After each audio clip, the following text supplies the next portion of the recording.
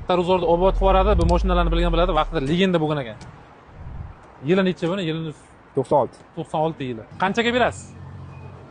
NBNdan deb telefon qilishsam bir maza qilib minishsin buni. Undaqa juda chirib ketgan joylari ham yo'q mana. Kichkina ishlari bor-u, undaqa zararlamas qilib bemalol pul topsa bo'ladi bunda. Nech pul bu narx?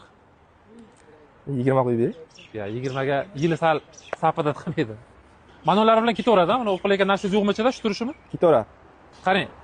Mayda shuyda emas. 14 million so'mga qo'yaylik ketadi, xudo xolasa. O'zingizning nomerlaringiz bilan qo'yib beraman. 18 qiling. Ya. Ko'rdingizku, 0 litrlarni ham bundan yili balandroqlarini ham undaqa narsa qo'yganimiz yo'q hali. Yiliga zakonni mashinada hozir. 18 qo'yib bering. 14 ga qo'yaylik.